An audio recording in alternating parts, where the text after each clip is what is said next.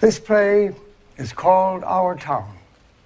It was written by Thornton Wilder and is being produced here by the Westport Country Playhouse.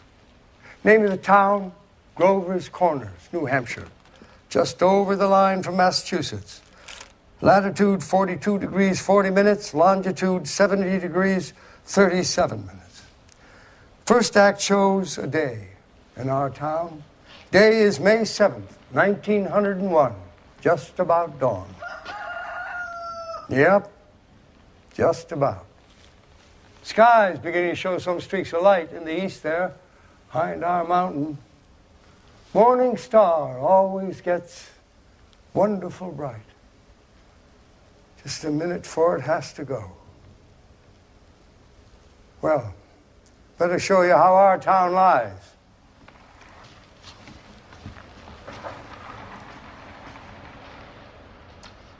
Up here is Main Street. Cutting across it on the left is the railroad tracks. Other side of the tracks is Polish town. Foreign families mostly come here to work in the mill, a couple of Canuck families, and the Catholic Church. Congregational church is here, Presbyterians across the street, Methodist and Unitarian are there, and the Baptist is down in the hollow, by the river. Next to the post office, Town Hall. Jail is in the basement. William Jennings Bryan once made a speech from those steps right there. Then along Main Street, there's a row of stores, hitching posts, horse blocks in front of them. First automobile's going to come along in about 5 years. Belonged to banker Cartwright, our town's richest citizen.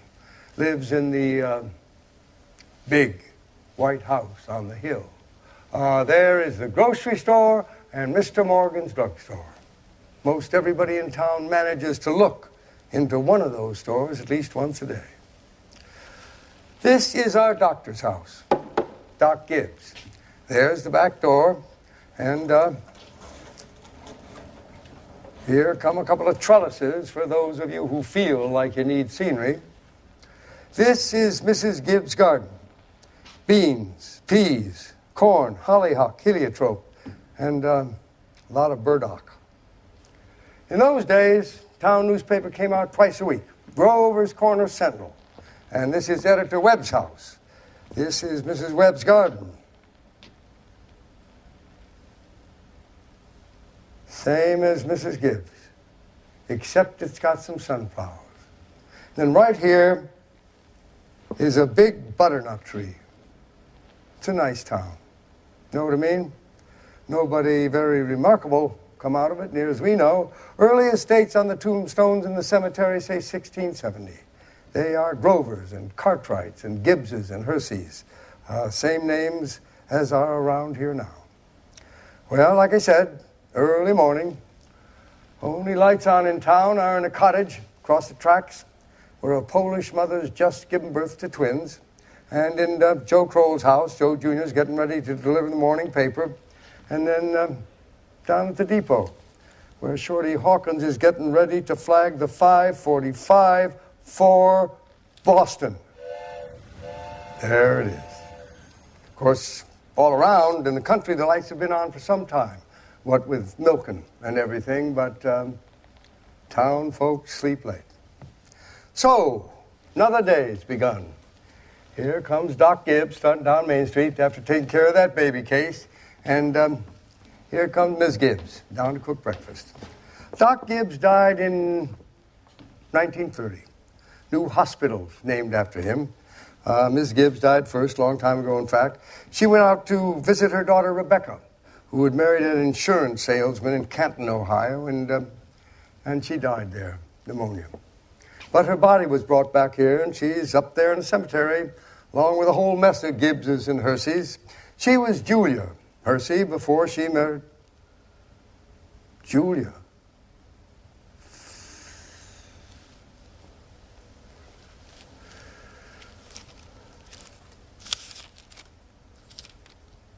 Yes, she was Julia. She was Julia Hersey before she married Doc Gibbs in the Congregational Church. In our town, we like to know the facts about everybody. Here's Mrs. Webb coming down to cook breakfast, and that's Doc Gibbs. got the call to go to Polish Town 1:30 this morning. And here comes Joe Kroll delivering the papers.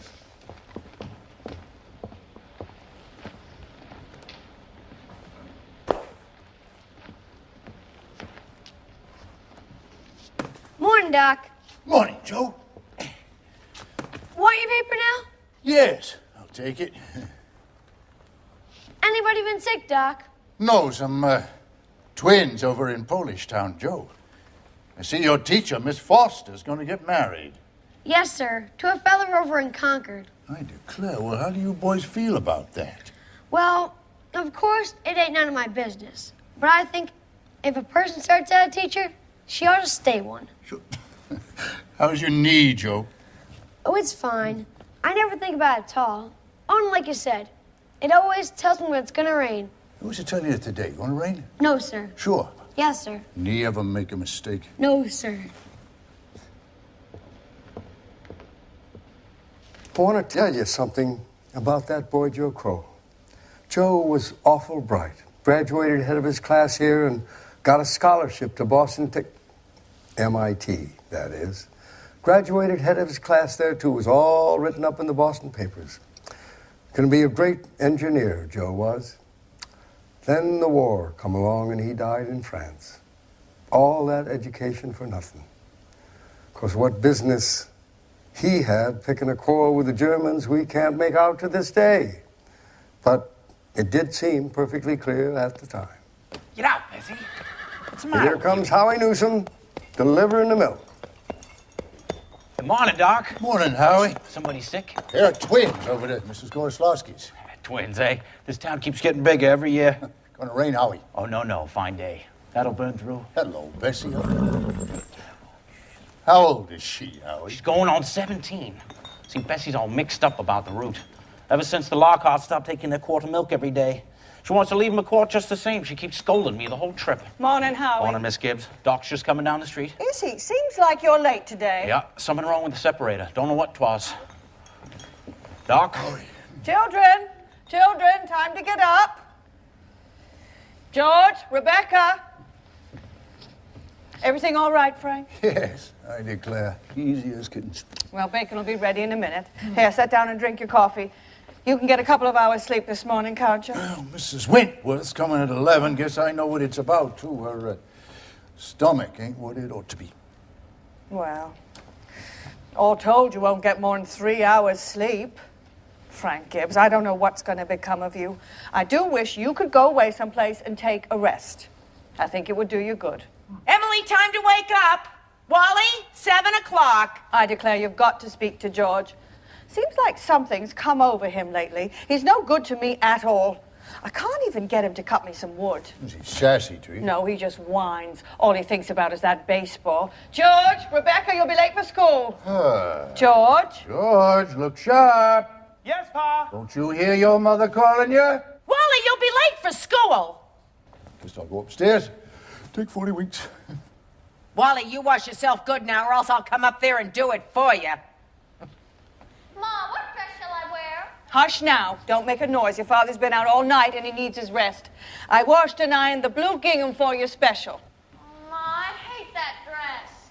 Oh, hush up with you. Well, every day I go to school dressed like a sick turkey. Oh, now, Rebecca, you always look very nice. Oh, Mama, George is throwing soap at I me. will come up there and slap the both of yous. That's what I'll do. We got a mill in our town, too. Makes blankets. Cartwrights own it, and it brung them a fortune.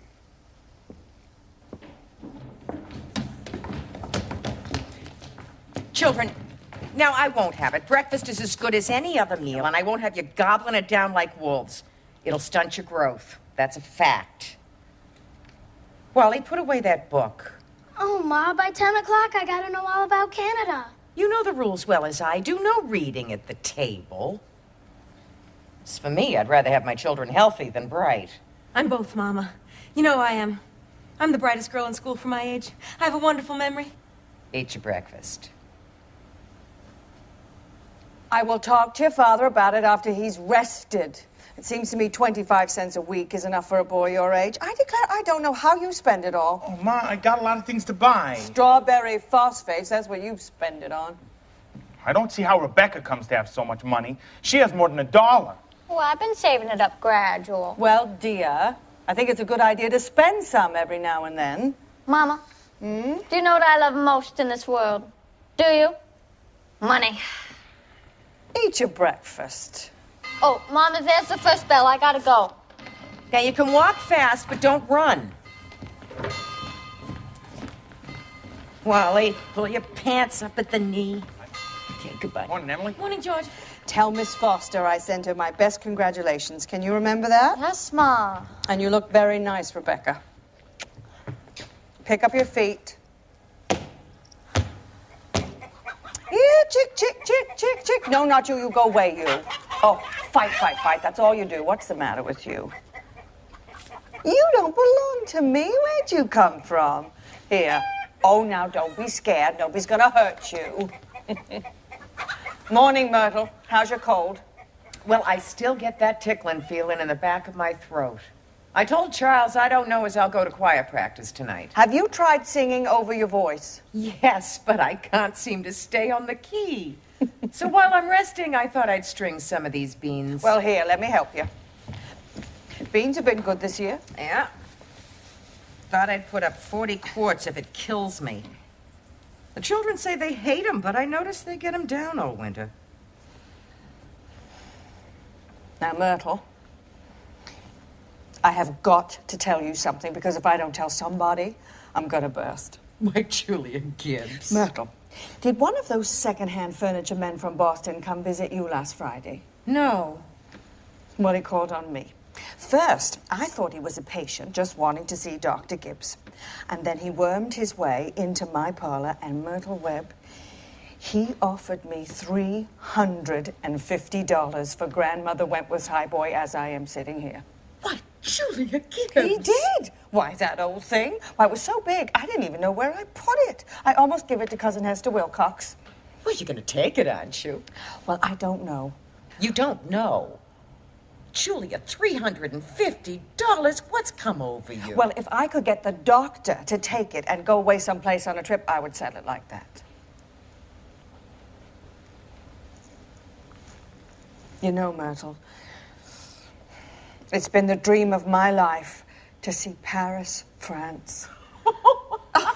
Oh, I know it sounds crazy, I suppose. But for years I promised myself that if we ever got the chance... How's the doctor feel about it? Well, I did beat around the bush a little, and I told him that if I got a legacy, that's how I put it, I would make him take me. What did he say? Oh, well, you know him. I haven't heard a serious word out of him since I've known him. No, he said. It would make him discontented with Grover's Corners to go traipsing about Europe. Better let well enough alone, he says. Every 2 years he visits the battlefields of a civil war, and that's enough treat for anybody, he says. Oh, well, Mr. Webb just admires the way Doc Gibbs knows everything about the Civil War. Mr. Webb's got a good mind to give up Napoleon and move over to the Civil War, except Doc Gibbs, being one of the greatest experts in the country, just makes him despair. Well, it is a fact. Dr. Gibbs is never so happy as when he's at Antietam or Gettysburg. The times I have walked over those hills, Myrtle, stopping at every bush, pacing it all out, like we was going to buy it.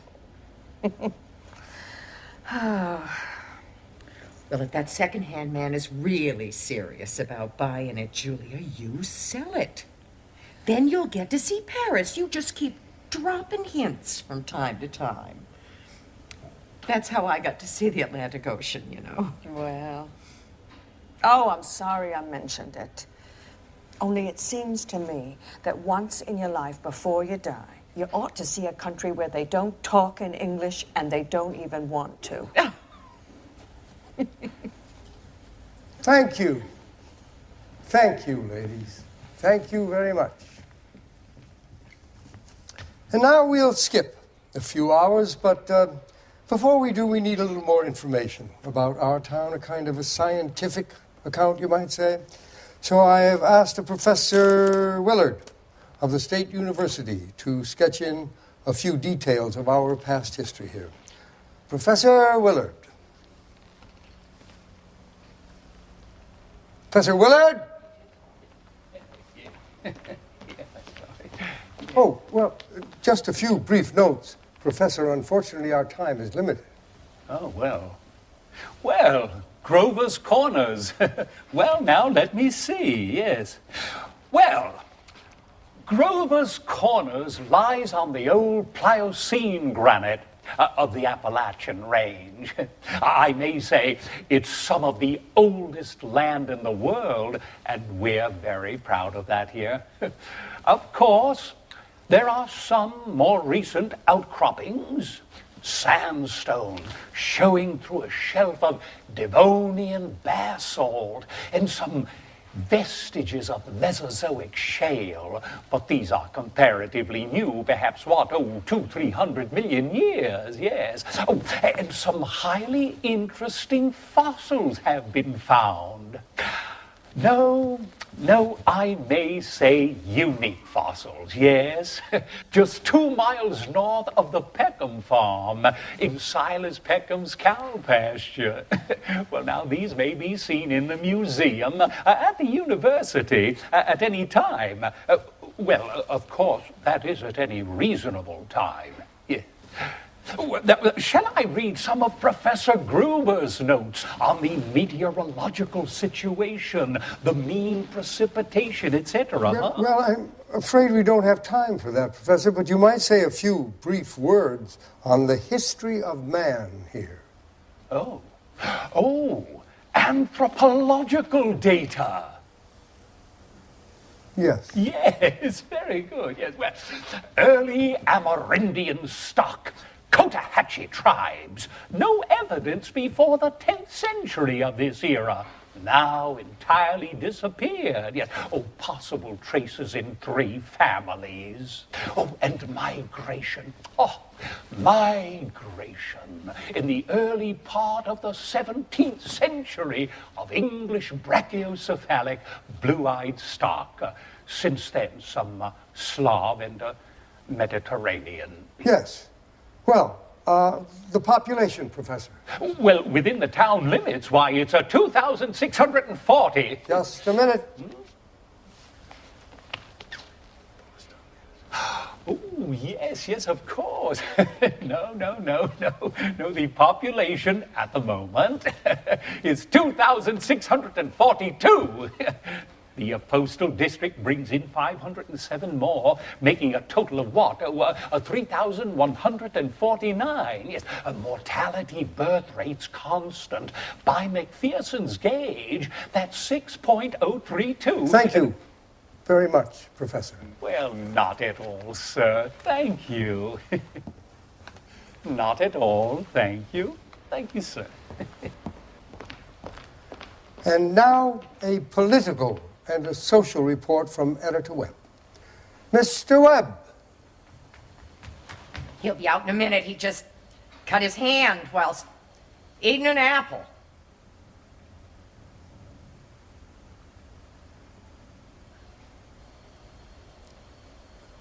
Charles, everybody's waiting. Mr. Webb is the editor and the publisher of the Grover's Corners Sentinel. That's our local.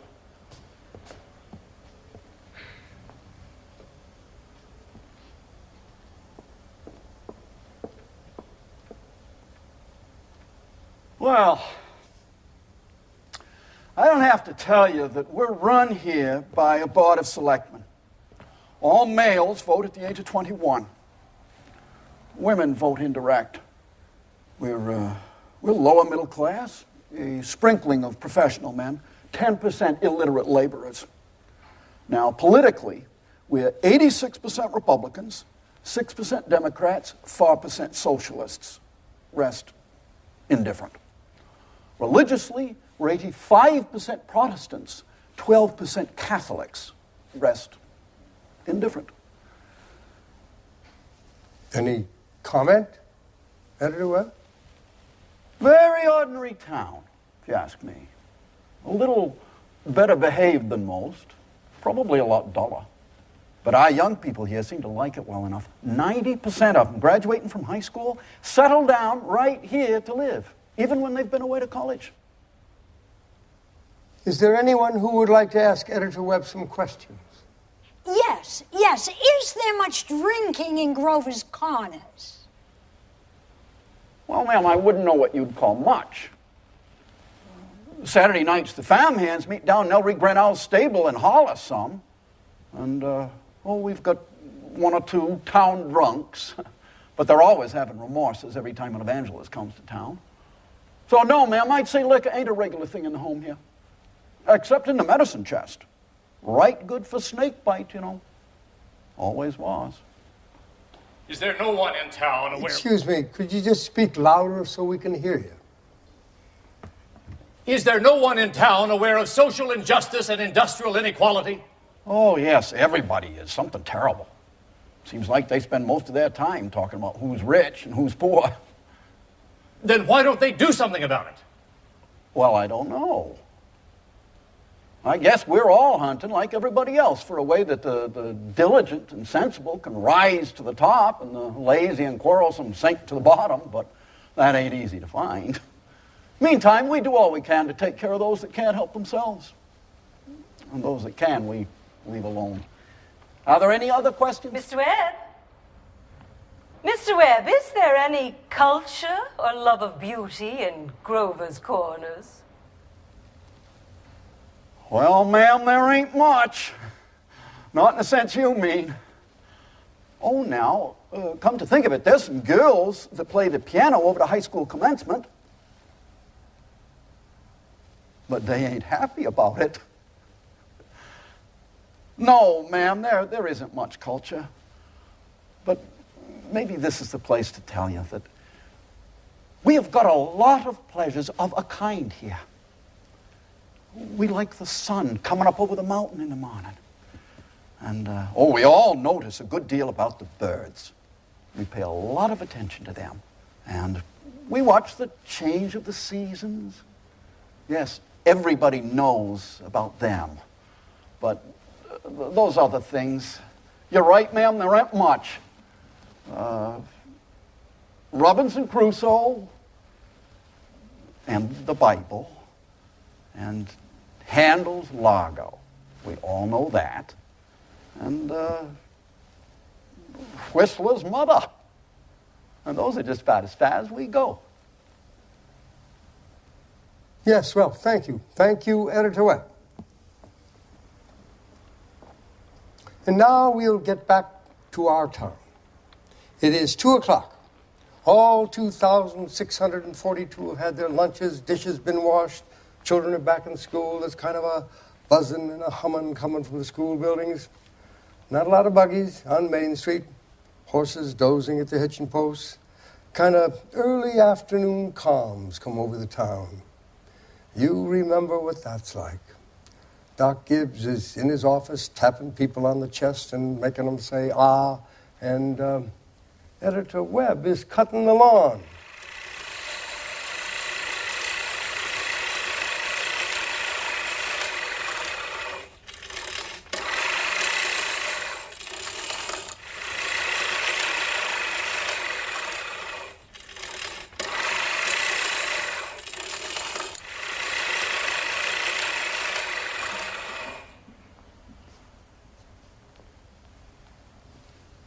One man in 10 thinks it's a privilege to push his own lawnmower.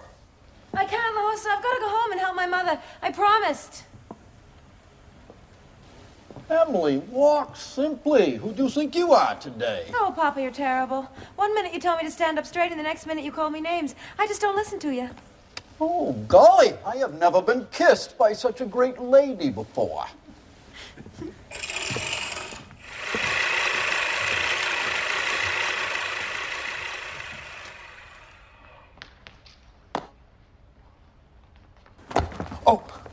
Oh, excuse me, Mrs. Forrest. Go play in the fields, young man. Got no business playing baseball on Main Street. I'm awfully sorry, Mrs. Forrest. Well, I'm awfully sorry, Mr. Ratchett.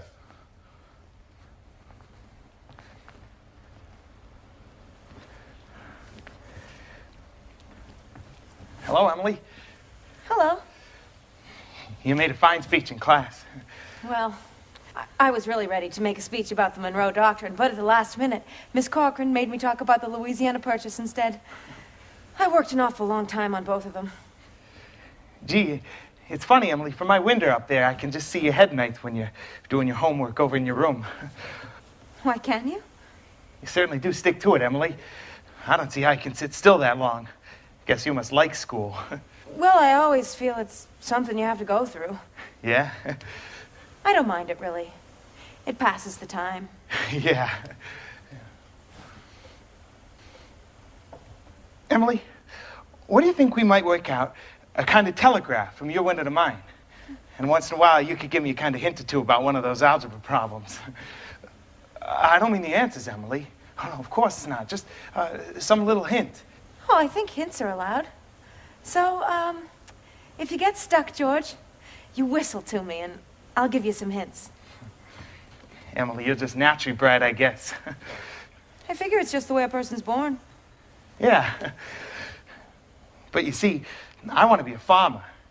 My Uncle Luke says whenever I'm ready, I can come over and work on his farm. And if I'm any good, I can just gradually have it. You mean the house and everything? Yeah. Well, better be getting out to the baseball field. Thanks for the talk, Emily. Oh, good afternoon, Mrs. Webb. Good afternoon, George. So long, Emily. So long, George.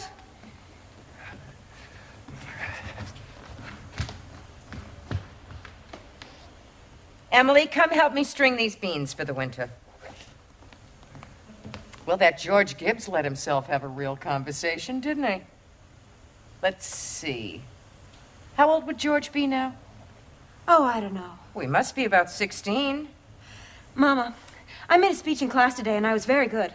You must recite it to your father at supper. What was it about? The Louisiana Purchase. It was like silk off a spool. I'm going to make speeches all my life. Mama, are these big enough? Try and get them a little bigger if you can. Mama, will you answer me a question? Serious? Seriously, dear, not serious. Seriously, will you? Of course I will. Mama, am I good looking? Of course you are. Both my children got good features. I'd be ashamed if they hadn't.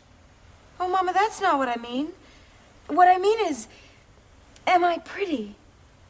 Well, I've already told you, yes, you've got a nice, young, pretty face.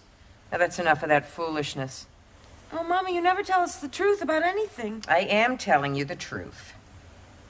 Mama, were you pretty? Yes, I was, if I do say it. I was the prettiest girl in town. Next to Mamie Cartwright. Oh, but Mama, you've got to say something about me. Am I pretty enough to get to get people interested in me? Oh, Emily, stop it. You're making me tired. You are pretty enough for all normal purposes. Now come along and bring that bowl with you. Oh, Mama, you're no help at all.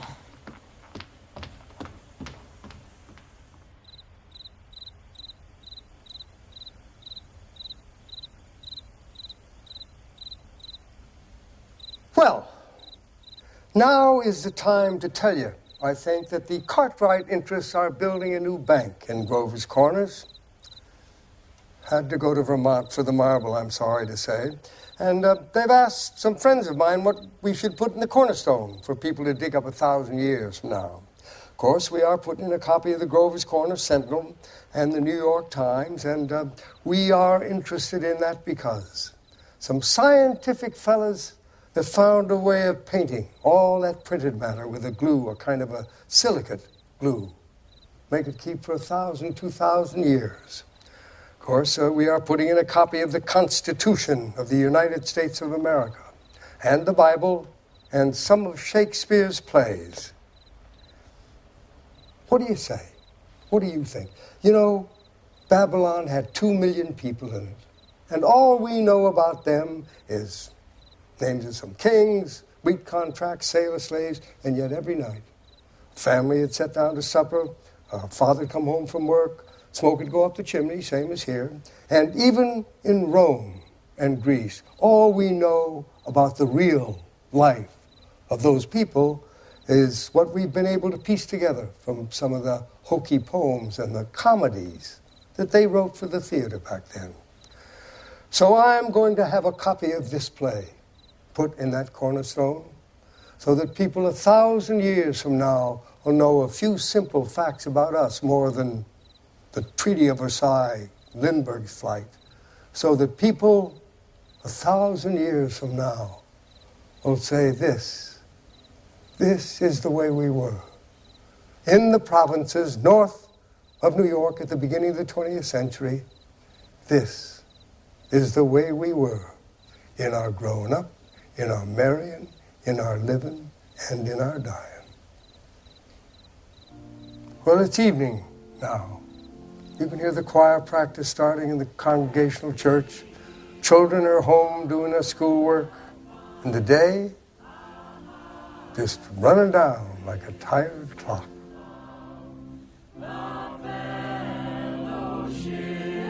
Of kindred minds is like to that above.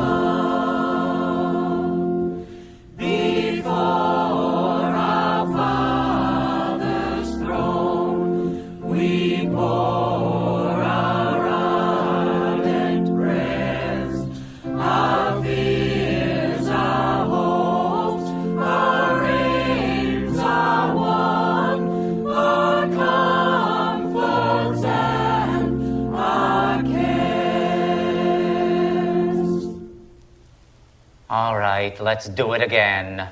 And remember, ladies, music came in the world to give pleasure. Now let's try it again.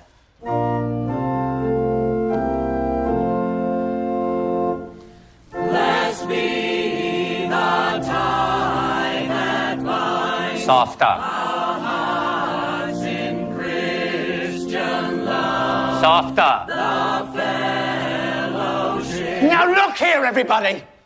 You get it out of your heads that music's only good when it's loud. You leave loudness to the Methodists. You couldn't beat them even if you wanted to.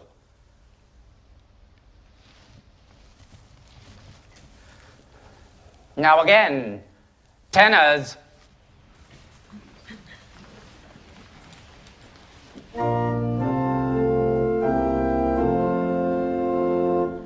Blessed be the tie that binds our hearts in Christian love, the fellowship of kindred minds is like to that above.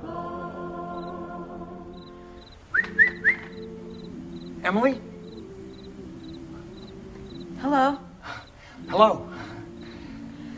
I can't work at all. The moonlight's so terrible. Emily, did you get the third problem? Which? The third. Why, yes, George, that's the easiest of them all. I don't see it. Well, Emily, can you give me a hint? I'll tell you one thing. The answer's in yards. In yards? Well, how do you mean? In square yards. Oh, in square yards. Ah. Yes, George? Don't you see? Yeah.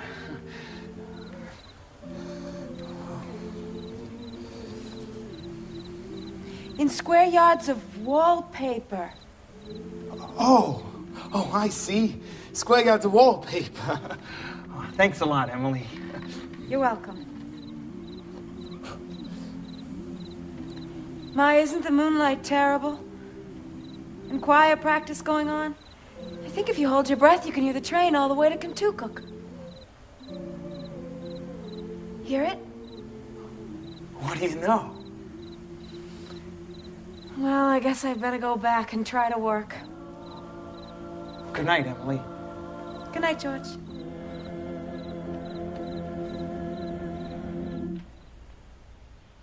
That's better. But it ain't no miracle.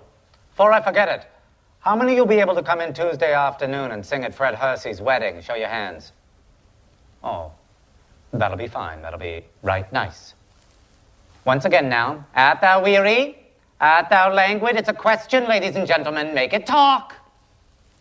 And remember, Sunday, to take the second verse real soft and sort of die out at the end. Ready? Oh, George, can you come down a minute? Yes, Pa?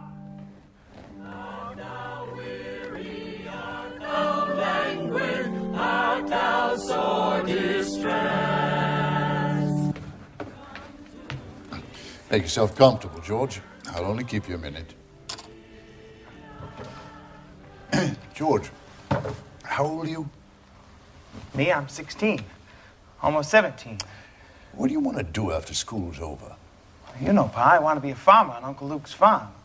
You'll be willing, will you, to get up early and milk and feed the stock? You'll be able to hoe and hay all day. Well, sure I will. What do you mean, Pa? Well, George, while I was in my office today, I heard a funny sound. What do you think it was? It was your mother chopping wood. No, they see your mother getting up early, cooking meals all day long, washing and ironing. And still, she has to go out in the backyard and chop wood. I suppose she just got tired of asking and just gave up and decided it was easier to do it herself. And you eat her meals, put on the clothes she keeps nice for you, and you run off and play baseball like she's some hired girl we keep around the house, but that we don't like very much. Well, I knew all I had to do was call it to your attention. Here's a handkerchief, son.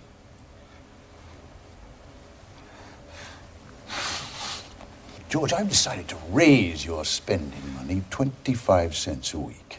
Not, of course, for chopping wood for your mother, because it's sort of a present you give her, but because you're getting older, and I imagine there are lots of things you must find to do with it. Thanks, Pa. Let's see. Tomorrow's payday, you can count on it. Probably Rebecca will feel she ought to have some more, too.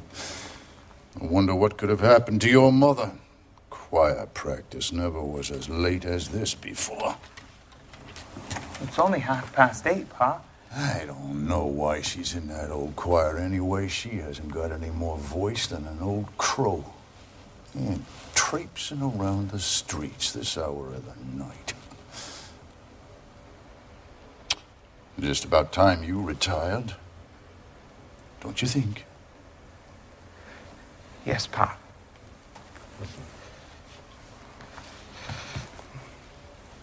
Good night, Martha. Good night, Mr. Foster. Good night. I'll tell Mr. Webb. I'm sure you'll put that in the paper. My, it's late. Real nice choir practice, wasn't it? Oh, Myrtle Webb, look at that moon, will you? Potato weather for sure. Well, naturally, I didn't want to say a word about it in front of those others, but now we're alone. Really, it's the worst scandal that ever was in this town. What? Simon Stimson. Oh, now, Luella. But, Julia, to have the organist of the church drink and drunk year after year. Luella! Julia, you know he was drunk tonight. Now, Luella, we all know about Mr. Stimson, and we all know the troubles he's been through, and Dr. Ferguson knows it too. And if Dr. Ferguson keeps him on there in that job, the only thing the rest of us can do is just not notice it. Not notice it? But it's getting worse. Oh, no, Luella, it's not. It's getting better. No, I've been in that choir twice as long as you have, and it doesn't happen nearly as often. Oh, I hate going to bed on a night like this. I better hurry, though. Those children will be sitting up till all hours. Good night, Luella. Good night, Julia. Good night, Myrtle. You can get home safely, Luella. Oh, it's as bright as day. I can see Mr. Soames scowling at the windows now. You'd think we'd been to a dance the way the menfolk carry on. Good night, Julia. Good night, Luella. I'll see you on Sunday. See you then.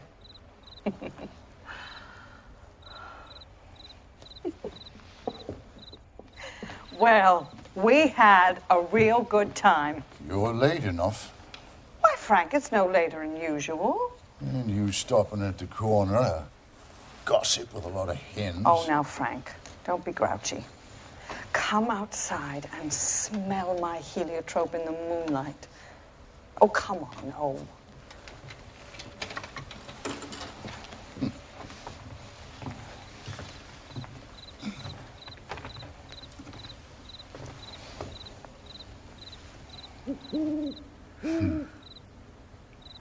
Isn't that wonderful? So what did you do all the time I was away? Oh, I read as usual. What were the girls gossiping about tonight? Well, believe me, Frank, there was something to gossip about. Simon Stimson, far gone, was Oh, he? worse than I've ever seen him. How will that end, Frank? Dr. Ferguson can't forgive him forever. I guess I know more about Simon Stimson's affairs than anybody in this town. Some people ain't made for small-town life. I don't know how it'll end, but there's nothing we can do. Just leave it alone. Get in. No, not yet. Frank, I'm worried about you. What are you worried about? Well, I feel it's my duty to make sure that you get a good rest and change. And if I get that legacy, I'm going to insist on it. Julia, there's no sense going over that again. Oh, Frank, you're just unreasonable. Come on inside, Julia. It's getting late. First thing you know, you'll catch cold. I gave George a piece of my mind tonight. I reckon you'll have your wood chopped for a while anyway. No, start getting upstairs. Oh, dear, there's always so many things to pick up, seems like. You know, Frank, Mrs. Fairchild, she locks her front door every night.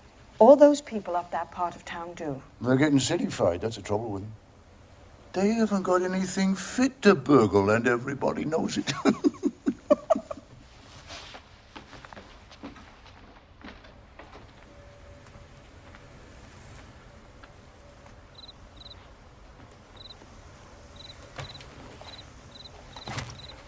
Get out, Rebecca. There's only room for one at this window. Let me just look a minute. Use your own window. Well, I did, but there's no moon there.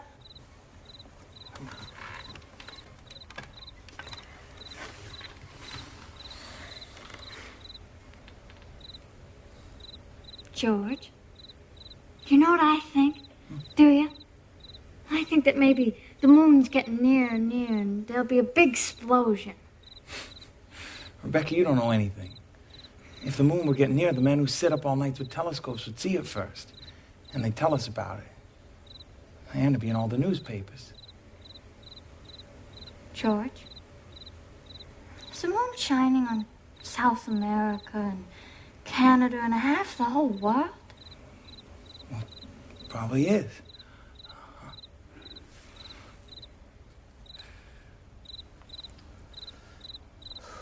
9:30. Most of the lights in town are out.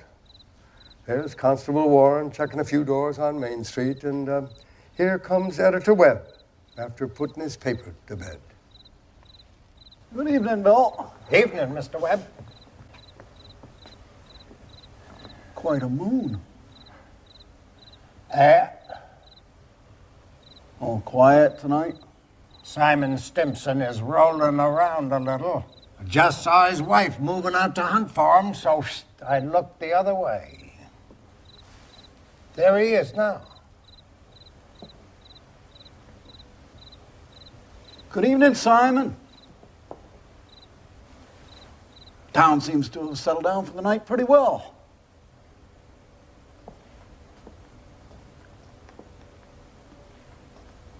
Good evening. Yes, most of the town settled down for the night, Simon. I guess we better do the same.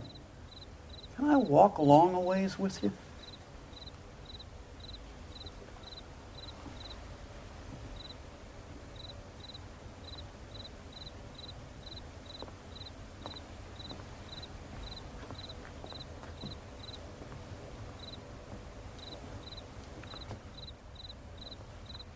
I don't know how that's going to end, Mr. Webb. Well, he's seen a peck of trouble, one thing after another. Oh, Bill, if you see my boy smoking any cigarettes, just give him a word, will you? He thinks a lot of you, Bill. I don't think he smokes no cigarettes, Mr. Webb. Leastways, not more than 2 or 3 a year. Well, I hope not. Good night, Bill. Good night, Mr. Webb.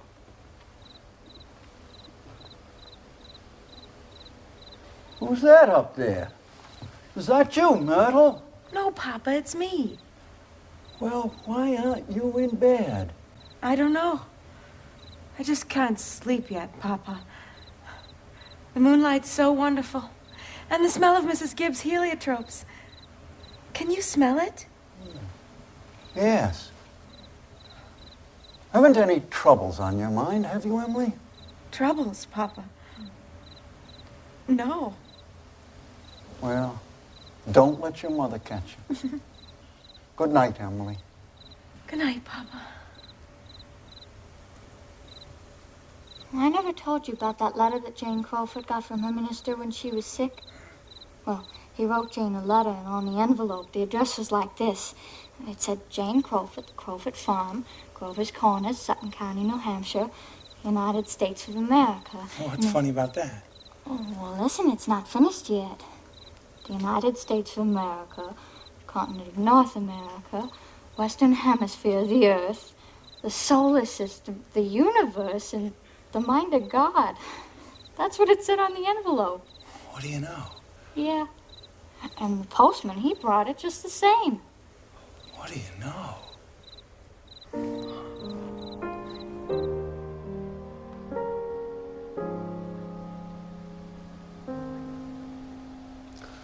3 years gone by.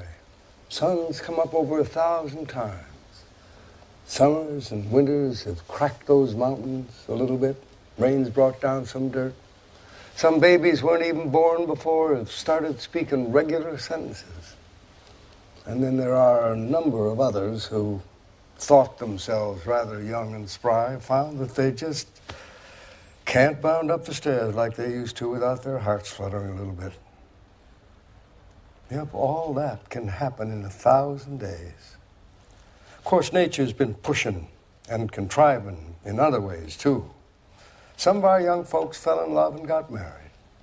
Yep, mountains got bit back a few fractions of an inch. A couple of million gallons of water flowed over the dam, but here and there, a new home got built with a roof over it. Almost everybody in the world gets married. Know what I mean? Grover's Corners ain't hardly any exception. Almost everyone climbs into their grave married. First act was called The Daily Life. This act's called Love and Marriage. 3 years later, July 7th, 1904, right after high school commencement, that's when most of our young folks jump up and get married.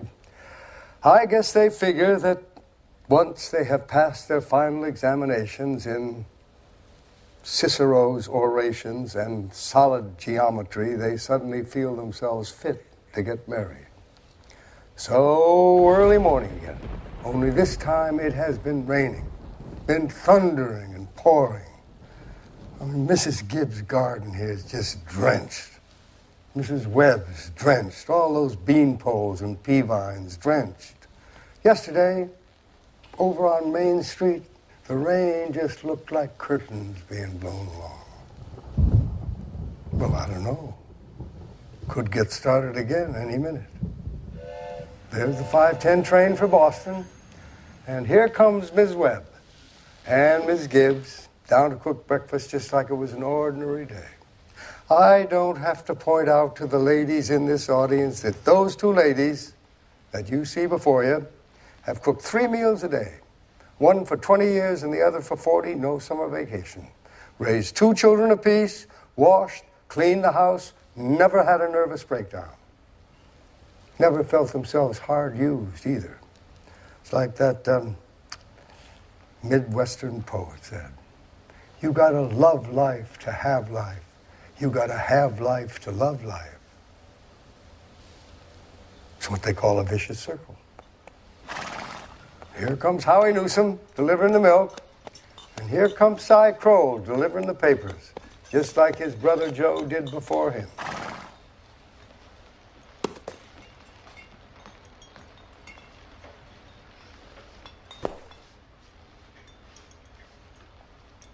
Morning, Ty. Morning, Howie. Anything in the papers I don't know about? Nothing much, except for losing about the best baseball pitcher Grover's Corners ever had. Yep, I reckon he is. And now all he'll be doing is pitching hay. Whoa! Bessie! Guess I can stop and talk if I have a mind to. He could hit, too, and run bases. Yep, a mighty fine ball player. I don't see how he'd give up a thing like that just to get married. Would you have, Howie? Well, I can't tell, Si. I never had no talent that way. Morning, Howie. Hey, morning, Bill. Morning, Mr. Warren. You're up early. Seeing if there's anything I can do to prevent a flood. The river's been rising all night. Well, Cy Crowell here is all broke up about George Gibbs retiring from baseball. Yes, sir. That's the way it goes. In '84, we had a player, Si. Even George Gibbs couldn't have touched him. Name of Hank Todd. Went down to Maine and become a parson. A wonderful ball player. Bye.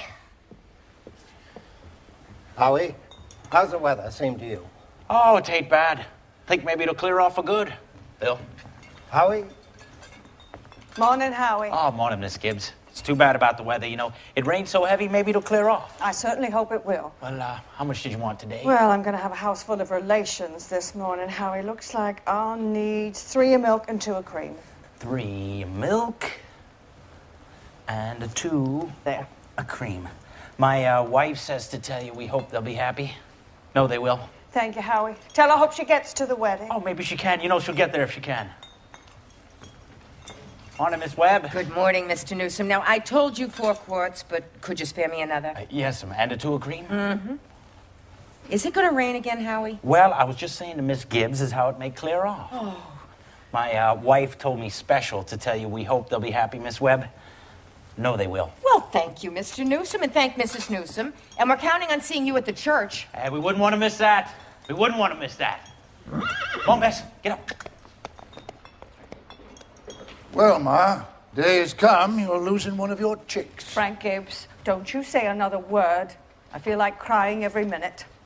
Here, sit down and drink your coffee. Groom's up shaving himself, only there ain't an awful lot to shave. Whistling and singing like he's glad to leave us. Every now and then he says, I do to the mirror.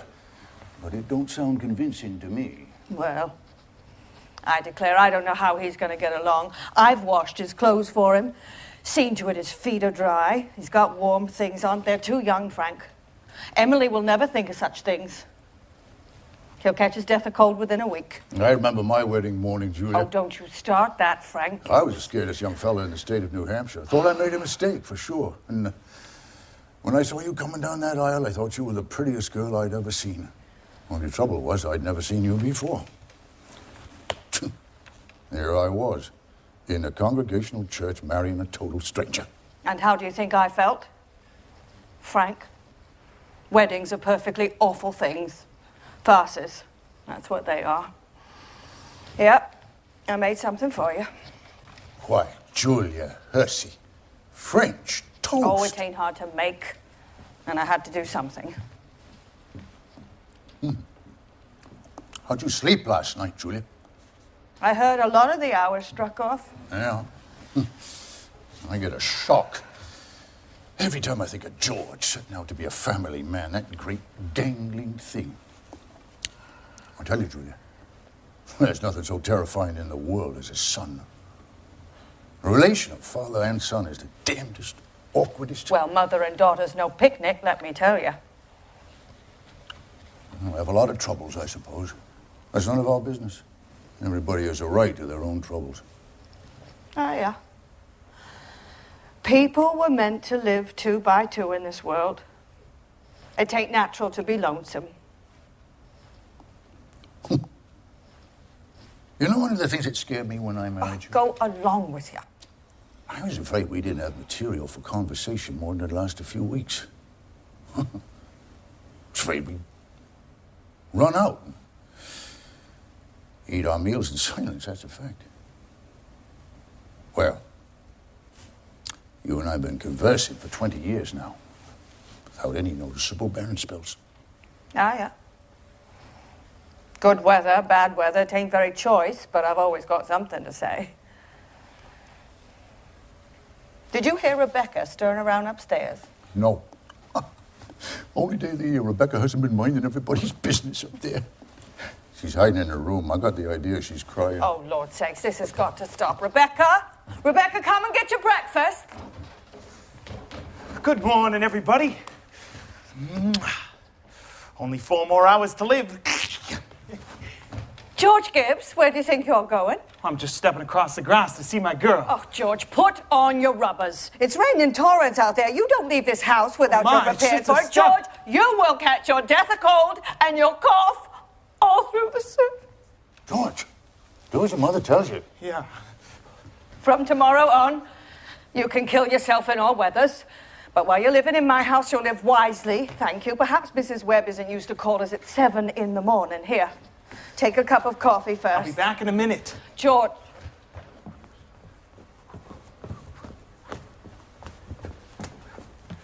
Morning, Mother Webb. Oh, George. Oh, you frightened me. Now, George, you can stand here a minute to get out of the rain, but you understand. I can't let you in. Why not? Oh, George, you know as well as I do, a groom's not supposed to see the bride on the day of the wedding, not until he sees her in church. Oh, that's just a superstition. Morning, Mr. Webb. Good morning, Judge. Mr. Webb, you don't believe in that superstition, do you?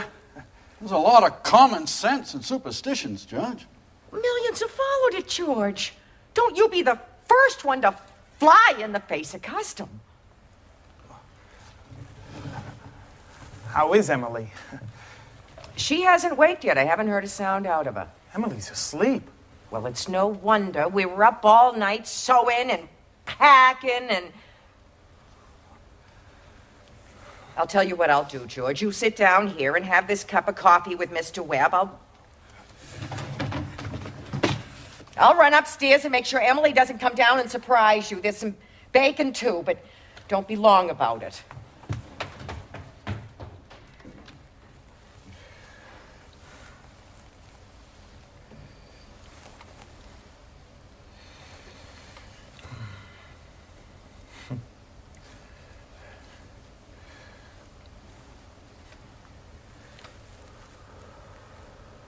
Well, Judge, how are you? I'm fine. Mr. Webb, what common sense could there be in a superstition like that? Well, Judge, on the wedding morning, a girl's head's full of, clothes, and one thing and another. Don't you think that's probably it? Yes, I never thought of that. Girl is apt to be mighty nervous on her wedding day. Oh, gee, I wish a person could get married without all that marching up and down. Every man that's ever lived has felt that way about it, Judge. It hasn't been any use. It's the women folk who've built up weddings, my boy. For a while now, the women have it all their own. A man looks pretty small at a wedding, Judge. All those good women standing there shoulder to shoulder, making sure the knot is tied in a mighty public way. Well, you believe in it, don't you, Mr. Webb? Yes. Oh, yes. Yes. Now, don't you misunderstand me, Judge. Marriage is a wonderful thing. It's a wonderful thing. And don't you forget that, Judge. No, sir.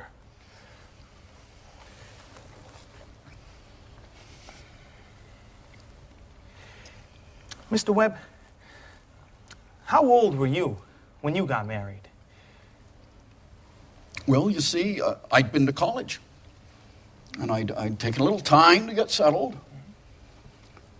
But Mrs. Webb, she wasn't much older than what Emily is. Oh, age hasn't got a lot to do with it, Judge, compared with other things. Well, what were you going to say, Mr. Webb? I don't know. Was I going to say something? You know, Judge, I was remembering the other night the advice my father gave me when I got married. Yes. He said, Charles, he said, start right off showing who's boss. And the best thing to do is to give an order about something, even if it don't make any sense, just so she'll learn to obey, he said. And then he said, if anything about her irritates you, her conversation or anything, just get up and leave the house. And that'll make it clear to her. And, oh yes, he said, never let your wife know about how much money you have. Never. Well, I couldn't exactly. So I took the opposite of his advice, and I've been happy ever since. So let that be a lesson to you, George. Never to ask advice of anybody on personal matters.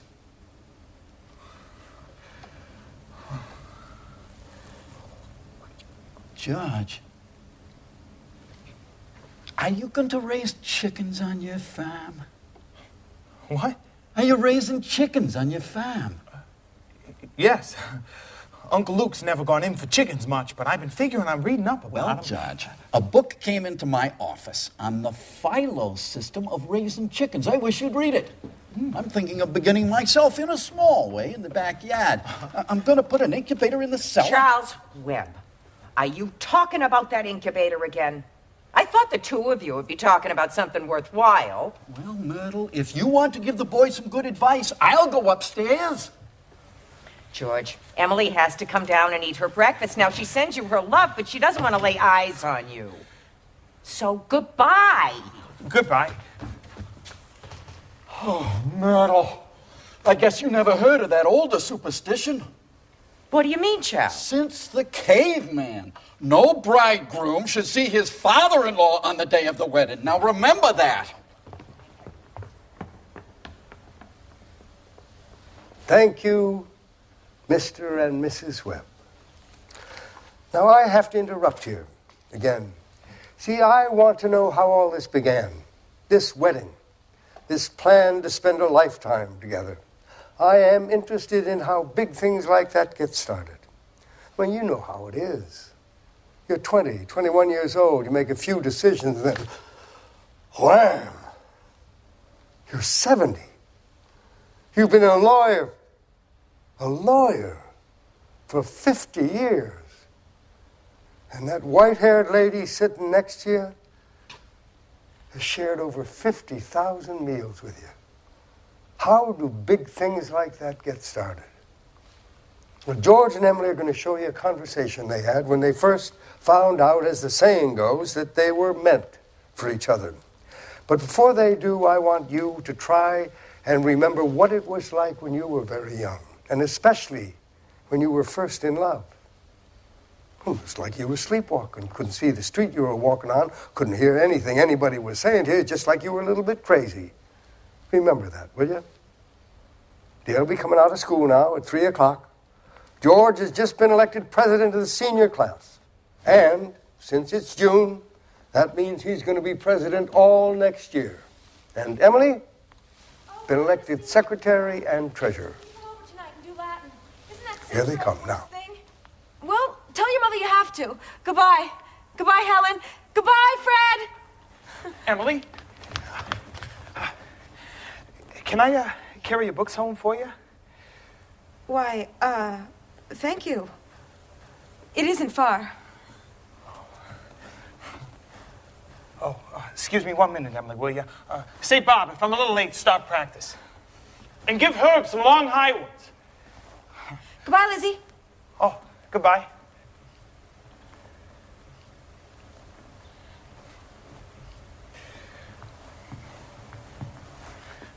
I'm awful glad you were elected too, Emily. Thank you. Emily, why are you mad at me? I'm not mad at you. Well, you treat me so funny lately. Well, since you ask me, I might as well say it right out, George. Oh, goodbye, Miss Corcoran. Goodbye, Miss Corcoran. What? What is it? I don't like the whole change that's come over you in the last year. I'm sorry if that hurts your feelings, but I've just got to tell the truth and shame the devil. A change? What do you mean? Well, up to a year ago, I used to like you a lot, and I used to watch you while you did everything, because we'd been friends so long. And then you began spending all your time at baseball, and you never stopped to speak to anybody anymore. Not to really speak, not even to your own family you didn't. And George, it's a fact. Ever since you've been elected captain, you've got awful stuck up and conceited, and all the girls say so. And it hurts me to hear him say it, but I've got to agree with him a little because it's true.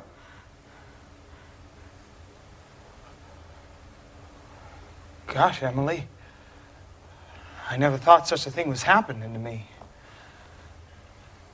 I guess it's hard for a fella not to have some faults creep into his character. I always expect a man to be perfect, and I think he should be. I don't think it's possible to be perfect, Emily. Well, my father is. And as far as I can see, your father is. There's no reason on earth why you shouldn't be too. Well, I feel it's the other way around. The men aren't naturally good, but girls are. Well, you might as well know right now that I'm not perfect. It's not as easy for a girl to be perfect as a man. Because, well, we girls are more nervous. Now I'm sorry I said all that about you. I don't know what made me say it. Oh, Emily. Now I can see it's not the truth at all. And I suddenly feel it's not important anyway. Emily. Emily, would you like to go for an ice cream soda or something before you go home? Why, thank you. I would.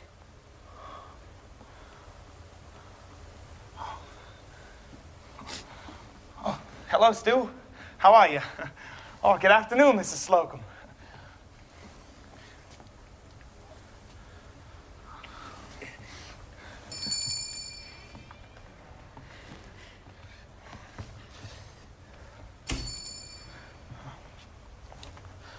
Mr. Morgan? Hello? George! Emily!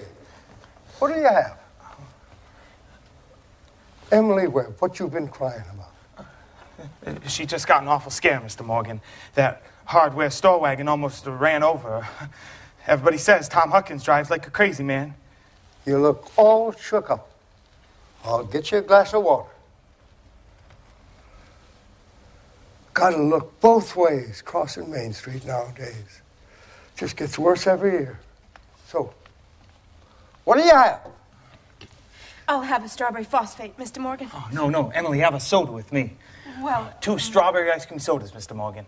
2 strawberry ice cream sodas coming up. Yes, sir, I want to tell you. There are 225 horses in Grover's Corners this minute I'm talking to you. State inspector was in here yesterday. Now they got these automobiles coming along. Tell you, best thing to do is stay at home. You know, I can remember when dogs used to lie in the middle of Main Street all day long, and nothing had ever come by to disturb them.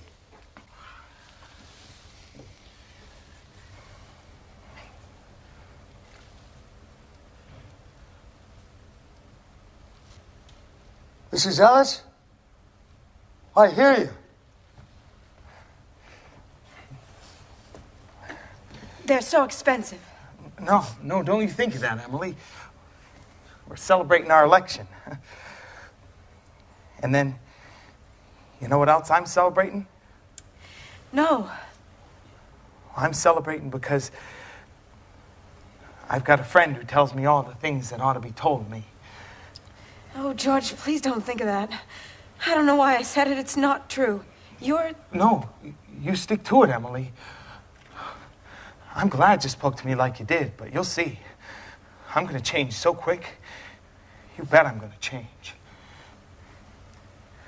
And Emily, I want to ask you a favor. What? Emily, if I go away to State Agriculture College next year, will you write me a letter once in a while? I certainly will. I certainly will, George.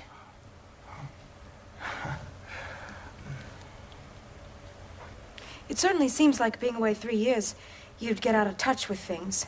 Maybe letters from Grover's Corners wouldn't be so interesting after a while. Grover's Corners isn't a very important place when you think of all New Hampshire. But I think it's a very nice town. The day wouldn't come when I wouldn't want to know everything about our town. I know that's true, Emily. Well, I'll try to make the letters interesting. You know, Emily, whenever I meet a farmer, I ask him if he thinks it's important to go to agriculture school, to be a good farmer. Some of them even say it's a waste of time. You can get all that stuff anyway from the pamphlets the government sends out. And Uncle Luke's getting old. He's about ready for me to start in taking over his farm. Tomorrow, if I could. My. And like you say, being gone all that time, in other places, meeting other people. Oh, gosh, if anything like that can happen, I don't want to go away. I guess new people probably aren't any better than old ones. I'll bet they almost never are. Emily, I feel you're as good a friend as I've got. I don't need to go and meet the people in other towns. But, George, maybe it's very important for you to go and learn all that about cattle judging and soils and those things.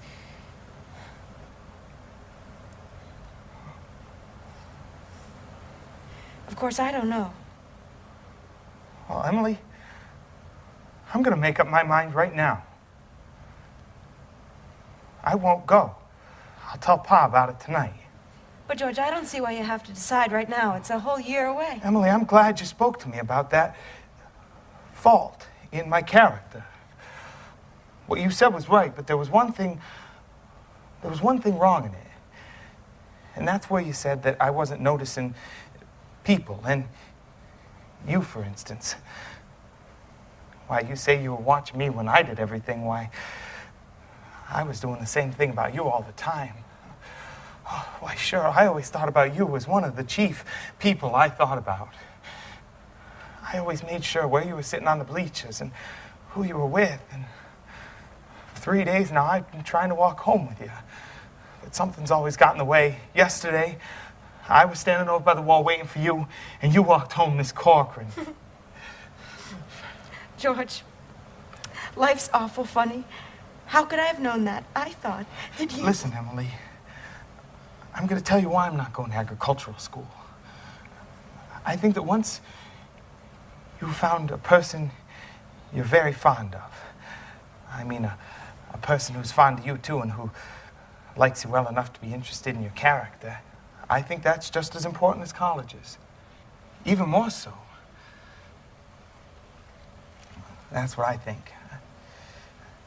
I think that's awfully important, too. Emily, Yes, George. If I do improve and make a big change, would you be... I mean, could you be my... I am now. And I always have been.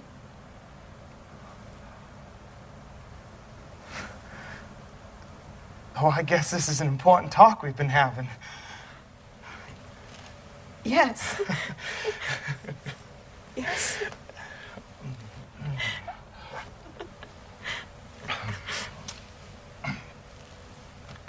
Wait just a minute. I'll walk you home. Mr. Morgan, we're ready. Okay. Mr. Morgan, I'll have to go home and get the money to pay you for this. George Gibbs, you mean to say you came Yes, in... but I had reasons, Mr. Morgan. Look, here's my gold watch to keep until I come back with the money. And if Keep the watch, George. I'll trust you. I'll be back in 5 minutes. I'll trust you for 10 years, George, not a minute longer. Get over your scare, Emily? Oh, yes, Mr. Morgan. Thank you. It was nothing. I'm ready.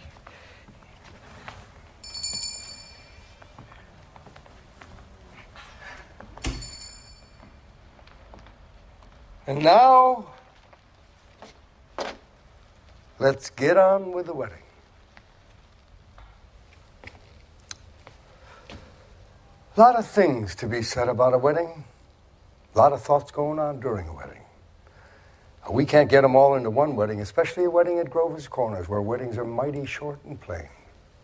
In this play, I take the part of the minister. So that gives me the right to say a few more things. Yes, for a while the play is going to get a little serious. You see, some churches say that marriage is a sacrament. I don't know what that means, but I can guess. It's like Mrs. Gibbs said a few minutes ago. People are meant to live 2 by 2. This is a good wedding. The people are young, but they come from a good state, and they chose right. Of course, the real hero of the scene isn't on stage at all, and we all know who that is. It's like that, that European fella said. Every time a child is born into this world, it's nature's attempt to make a perfect human being. Well, we've all seen nature pushing and contriving for some time now. We all know she's interested in quantity, but I think she's interested in quality too. Maybe she's going to make another great governor for New Hampshire. That's what Emily hopes. And don't forget the other witnesses to this wedding. The ancestors, millions of them. They set out to live life 2 by 2. Millions of them. So, that's my sermon. Wasn't very long anyway.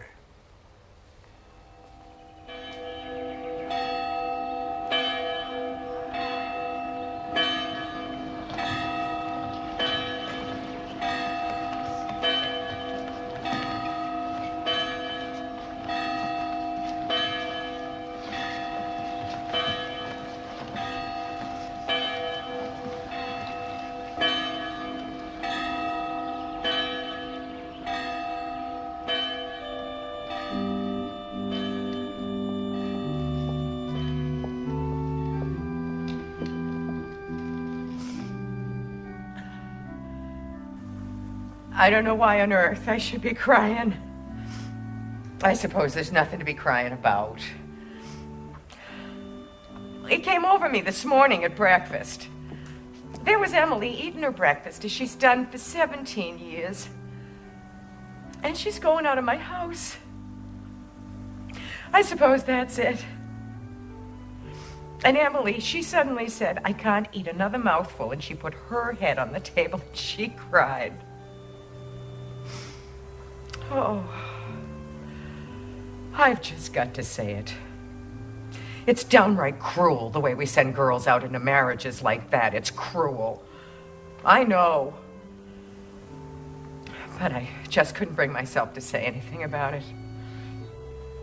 I went into it blind as a bat myself. The whole world's wrong. That's what's the matter. Oh. There they come.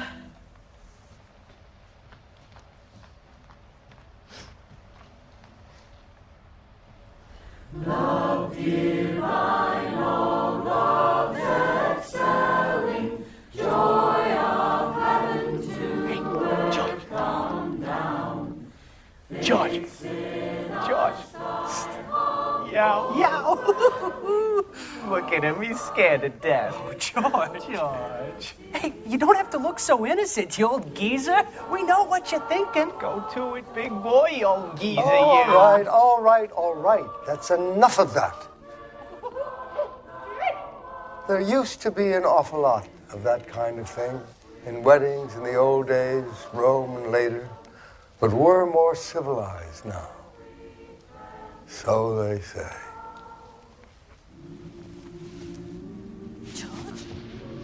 George, what's the matter? Ma, I don't want to grow old. Why is everybody pushing me so? Why, George, you want to. No, Ma, listen to me. No, George, you're a man now. Listen, Ma. last time I'm asking you. All I want to do is be a fellow. George, now you stop it. If anybody should hear you, now I'm ashamed of you. What?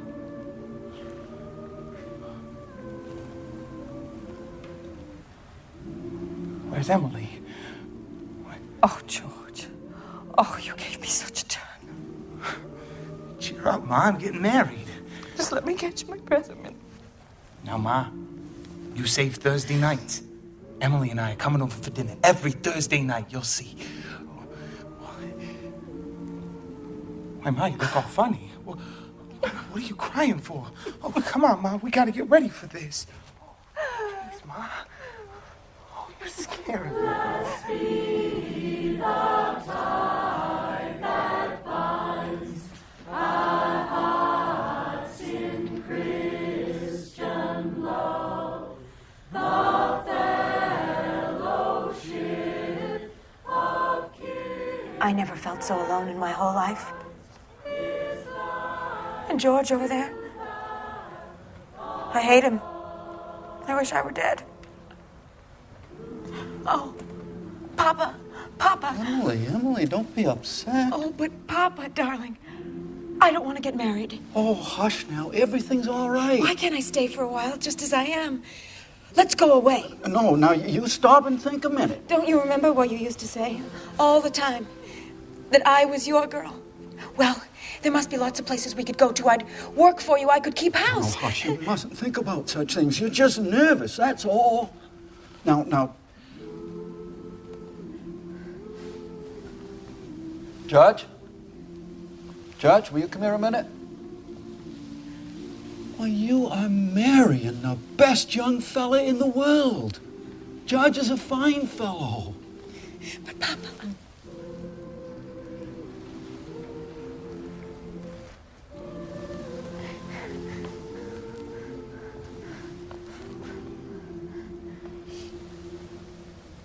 I am giving away my daughter, Judge.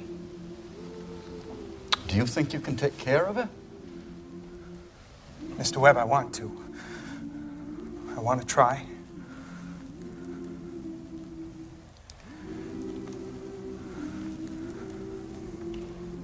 Emily, I'm going to do my best. I love you, Emily. I need you. Well, if you love me, help me. All I want is someone to love me. I will, Emily. Emily, I'll try. And I mean forever. Do you hear? Forever and ever. They're waiting for us.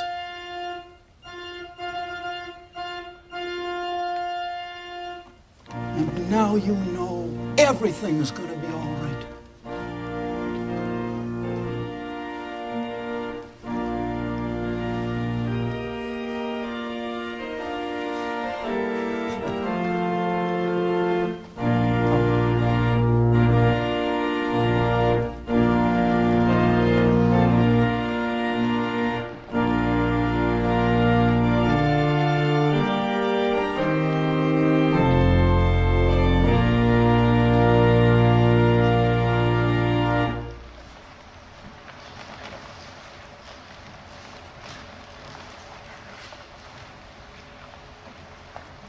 Do you, George, take this woman, Emily, to be your lawful wedded wife, to have and to hold from this day forward?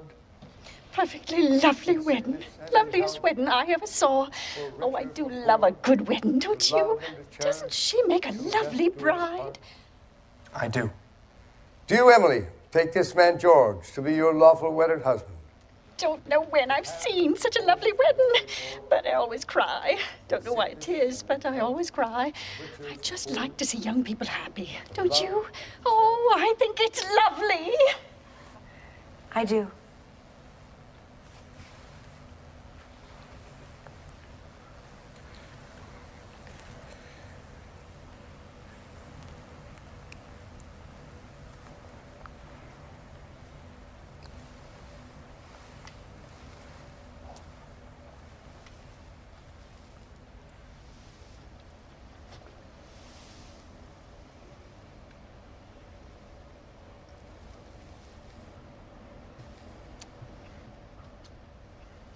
I've married 200 couples in my day.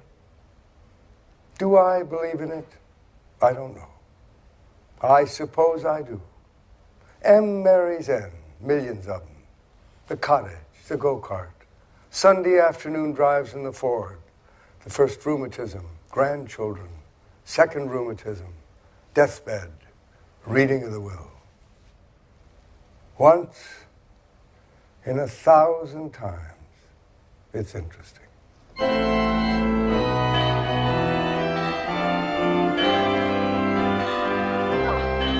Aren't they a lovely couple? I have never been to such a nice wedding. I'm sure they'll be very happy. I always say happiness, that's the great thing. The important thing is to be happy.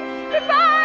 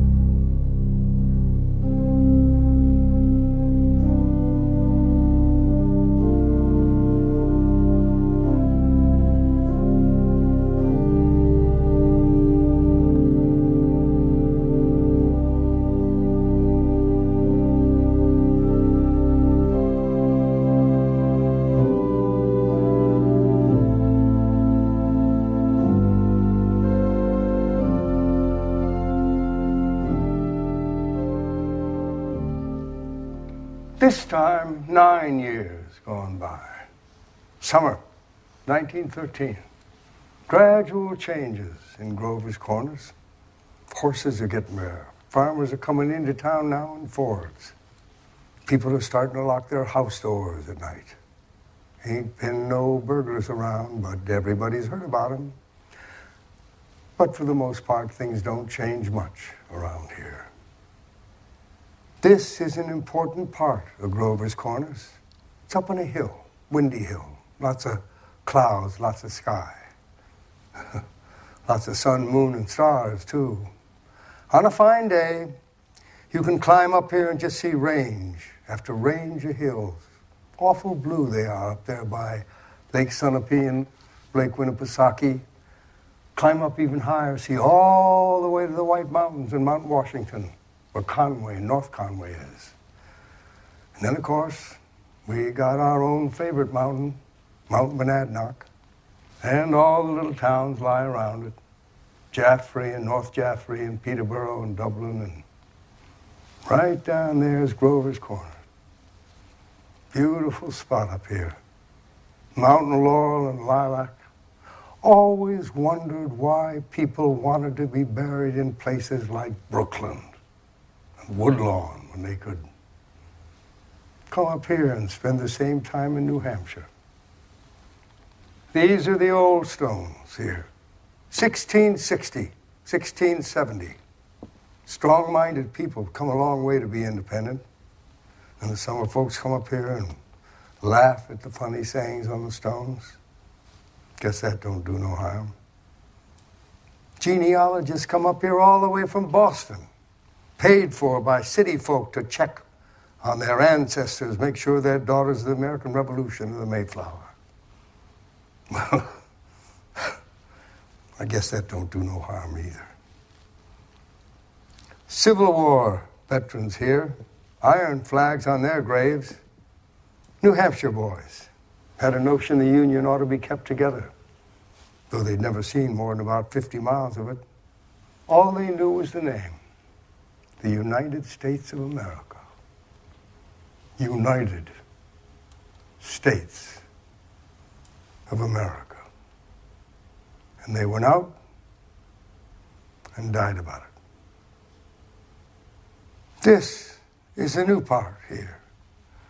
You all remember Mrs. Gibbs and Mr. Stimson, the organist at the Congregational Church, and Mrs. Soames, who enjoyed the wedding so much, and lots of others. There's Editor Wallace. His appendix burst while he was on a Boy Scout trip to Crawford Notch. Yes, an awful lot of sorrow gets quieted down up here. People just wild with grief bring their relatives up this hill, and times. Rainy days, sunny days, snow. We all know how it is. A lot of thoughts come up here day and night. Ain't no post office. You know, there are some things that we all know, but we don't take them out much and look at them. We all know that something is eternal. And it ain't houses. It ain't names. It ain't the earth. It ain't the stars. We all know deep down that there is something eternal. And that something has to do with human beings. Greatest people ever born have been telling us that for 5,000 years. But you would be surprised the number of people just let go of that fact. Yes, we all know in our bones that there is something eternal about every human being. The dead, they don't stay interested in us living very long. Gradually, they just let go, hold of the earth, and the ambitions they had, pleasures they had, things they suffered, people they loved. They get weaned away from earth. Well, that's the way I put it. They get weaned away. They stay here while that earth part of them burns away, just burns itself out. And all that time, they're just slowly losing interest in Grover's Corners. They're waiting. They're waiting for something they know is going to happen, something big and important. Aren't they waiting for that eternal part of them to just come out, clear? Some of the things that they say may be going to hurt your feelings, but that's the way it is. I mean, mother and daughter, husband and wife, enemy and enemy, money and miser.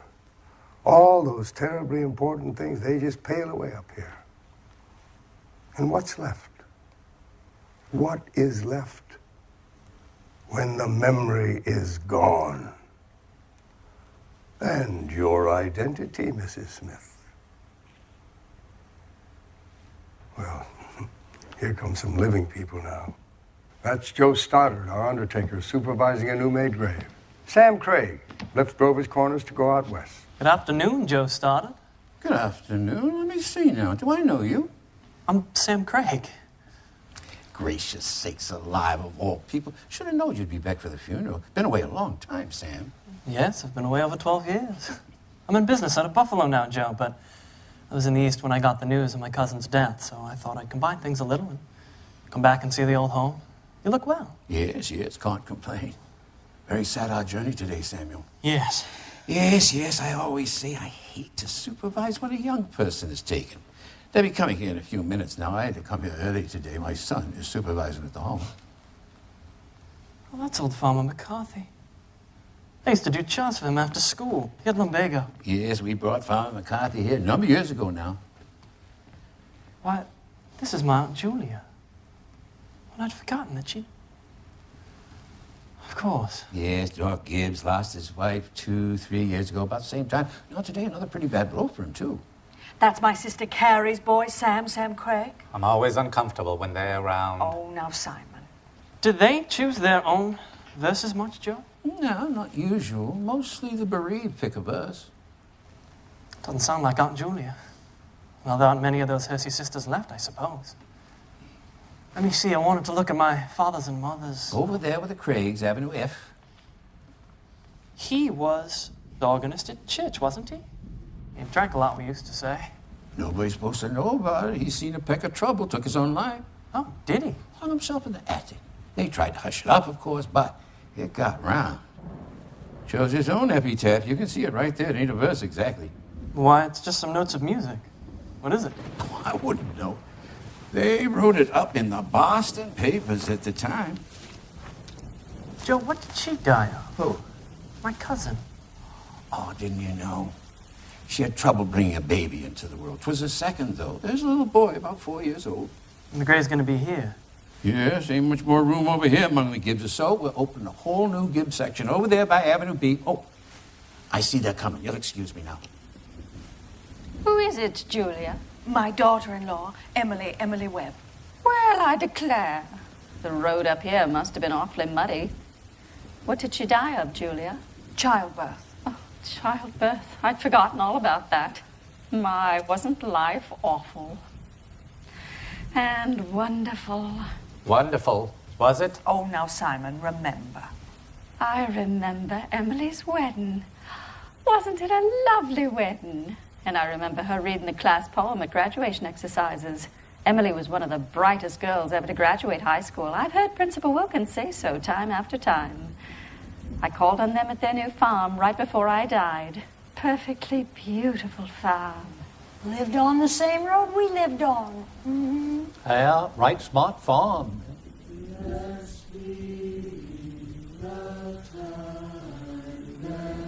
I always liked that hymn. I was hoping they'd sing a hymn.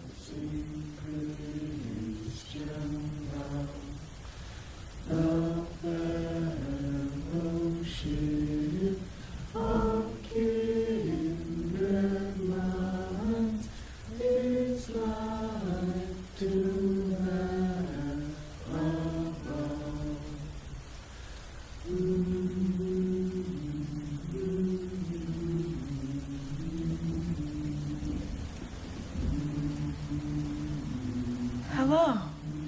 Hello, Emily. Hello, Miss Gibbs. Hello, Mother Gibbs. Emily.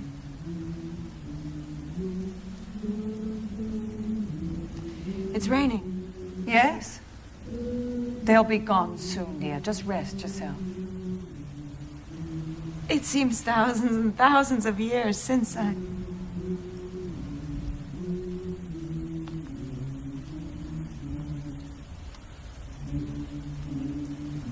Papa remembered that that was my favorite hymn. Oh, I wish I'd been here a long time. I don't like being new here.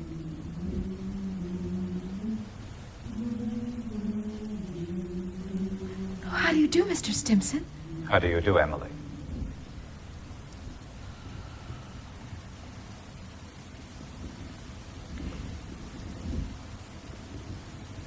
Mother Gibbs, George and I have made that farm into just the best place you ever saw. We thought of you all the time. We wanted to show you the new barn and a great long cement drinking fountain for the stock. We bought that out of the money you left us. I did? Don't you remember, Mother Gibbs? The legacy you left us. Why, it was over $350. Oh, yes, Emily. Well, there's a patent device on this drinking fountain so that it never overflows, Mother Gibbs, and it never sinks below a certain mark they have there. It's fine.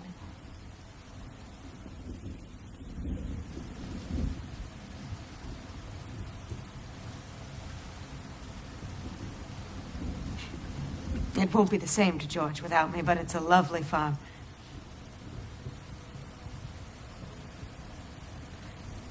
Live people don't understand, do they? No, dear, not very much. They're sort of shut up in little boxes, aren't they?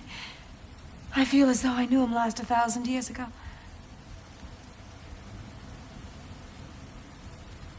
My boy is spending the day at Mrs. Carter's.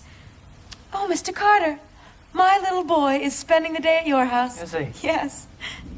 He loves it there. Oh, Mother Gibbs, we have a Ford, too. Never gives any trouble. I don't drive, though.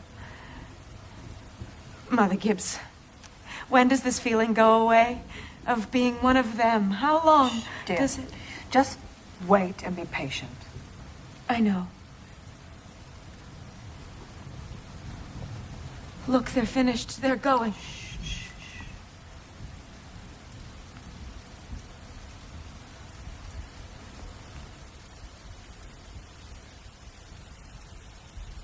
Look, Father Gibbs is bringing some of my flowers to you.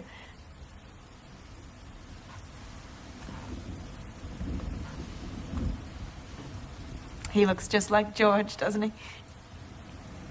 Oh, Mother Gibbs, I never realized before how troubled and how in the dark life people are. Look at him. I loved him so. From morning till night, that's all they are. Troubled. A little cooler than it was. Oh, yeah, the rain's cooled it off a little. Northeast winds always do the same thing, don't they? If it ain't rain, it's a 3-day blow. But Mother Gibbs, one can go back.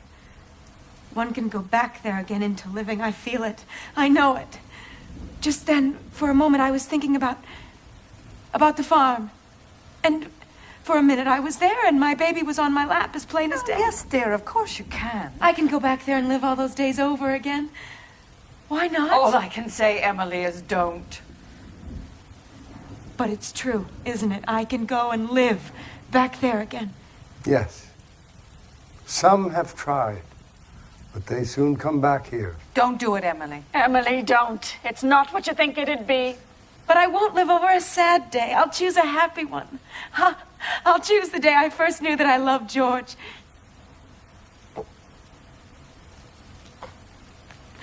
Oh, no. No, why should that be painful? Because you not only live it, you watch yourself living it.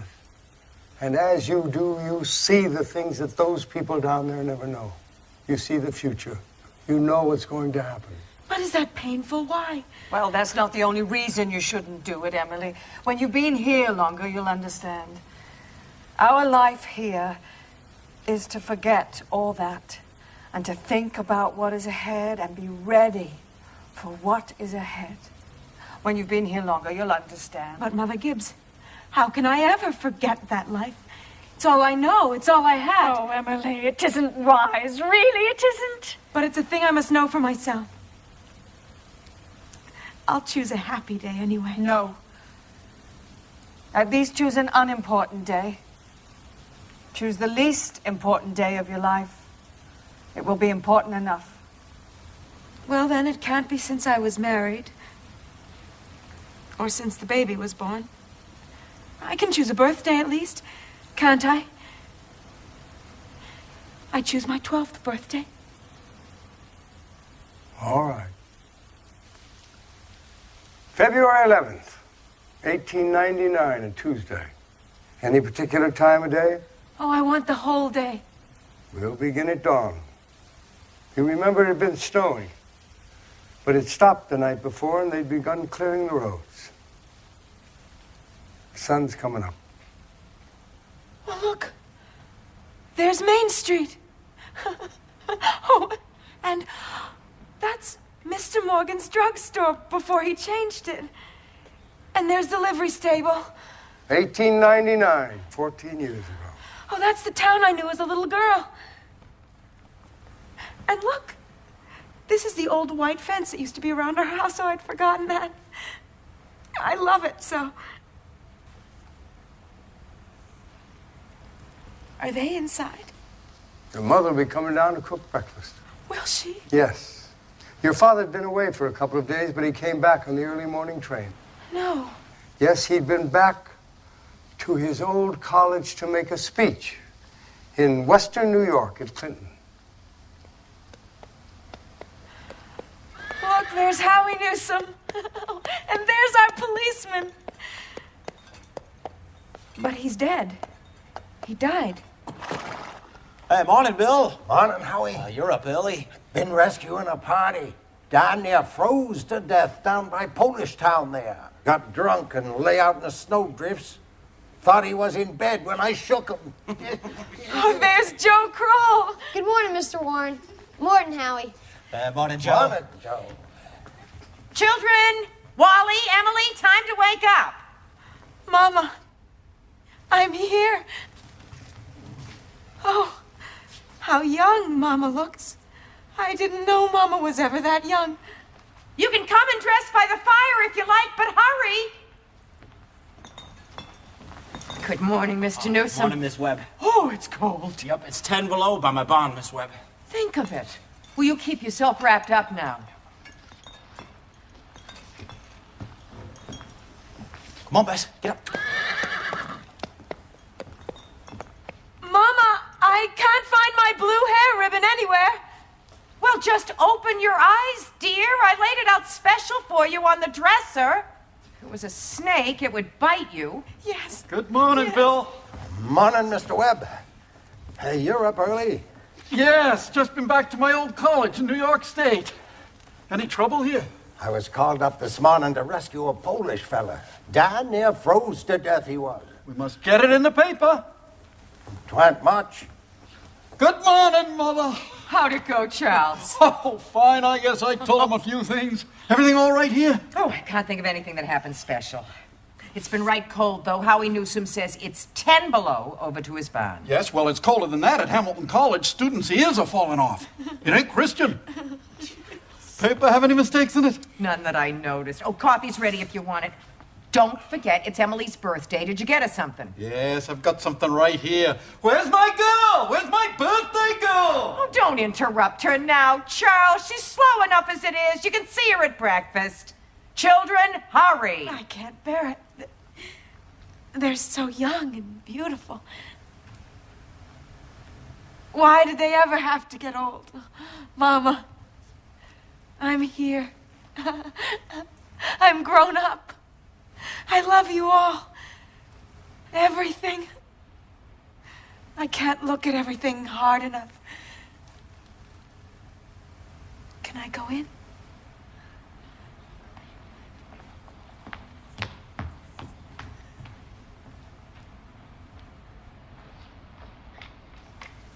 Good morning, Mama.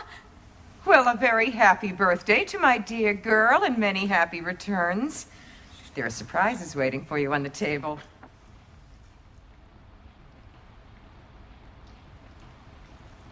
Oh, Mama, you shouldn't have. I can't. I can't. But birthday or no birthday, I want you to eat your breakfast good and slow. I want you to grow up to be a good, strong girl. Oh, that in the blue papers from your Aunt Carrie. And I reckon you can guess who brought the postcard album. I found it on the doorstep when I went to pick up the milk. George Gibbs. He must have come out in the cold pretty early. That was right nice of him. Oh, George. I'd forgotten that. Oh. Now eat that bacon good and slow. It'll keep you nice and warm on a cold day. Oh, Mama, just look at me 1 minute as though you really saw me. Mama, 14 years have gone by. I'm dead. You're a grandmother, Mama. I married George Gibbs, Mama. Mama, Wally's dead, too. His appendix burst on a camping trip to Crawford Notch. We felt just terrible about it. Don't you remember? But just for a moment now, we're all together. Mama, just for a moment, let's be happy. Let's look at one another.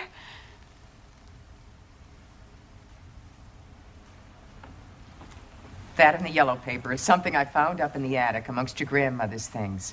I think you're old enough to wear it. I thought you'd like it.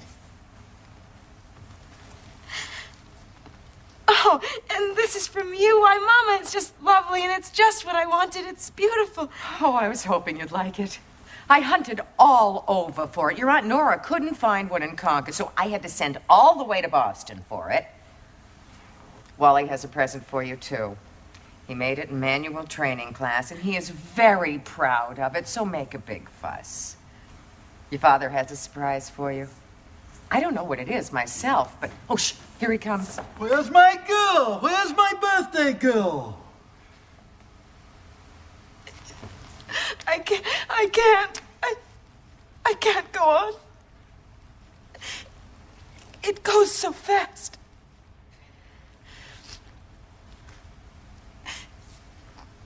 We don't have time to look at one another. I didn't realize. So, all that was going on, and we never noticed. take me back. Up the hill. To my grave. But first, wait. One more look.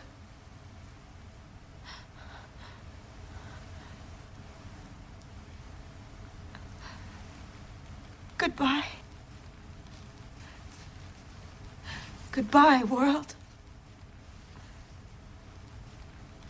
Goodbye, Grover's Corners. Mama and Papa. Goodbye to clocks ticking and my butternut tree and Mama's sunflowers and food and coffee and new ironed dresses and hot baths and sleeping and waking up. Oh, Earth, you're too wonderful for anyone to realize you. Do any human beings ever realize life while they live it every minute? No. Saints and poets, maybe, they do some. I'm ready to go back.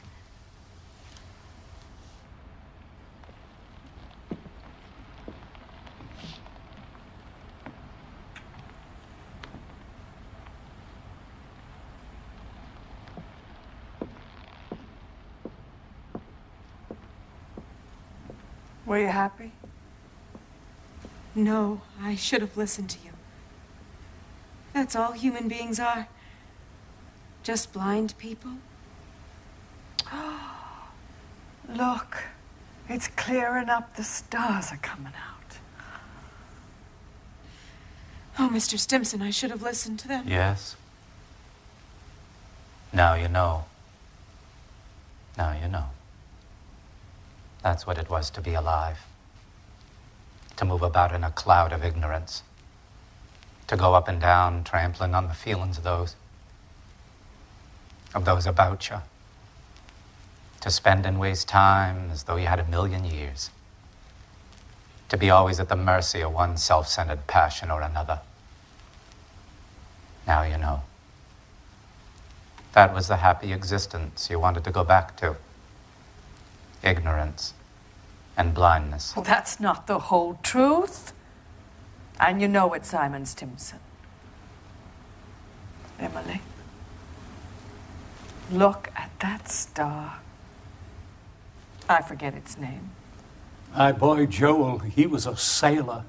He knew all the stars. He'd sit on the porch evenings and tell them all by name. Yes, sir. Oh, it was wonderful. The stars, mighty good company. Yes. Yes, 'tis. There's one of them coming. That's funny. Tain't no time for him to be here. Goodness sakes. Mother Gibbs, it's George. Shh, Emily, rest yourself. It's George. My boy Joel, who knew the stars, he used to say it took millions of years for that little speck of light to get down here to Earth. Don't seem how a body could believe it, but that's what he used to say. Millions of years.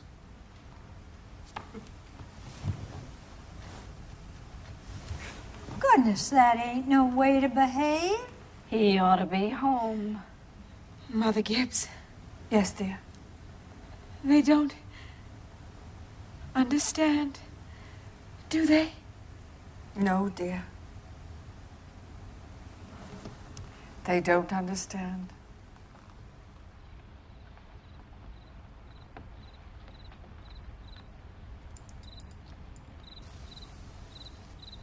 Most everyone's asleep in Grover's Corners.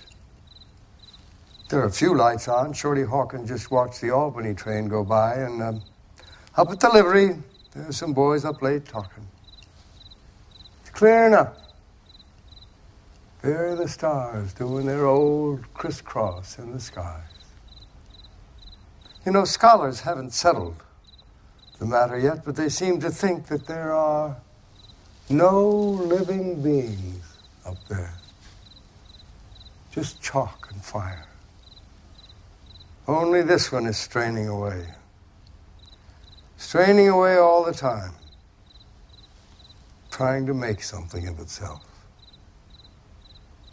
In fact, every 16 hours, the strain gets to be so great that everyone just lies down and takes a rest. 11 o'clock in Grover's Corners. Everyone's resting in Grover's Corners. Tomorrow is going to be another day. You get a good night's rest, too.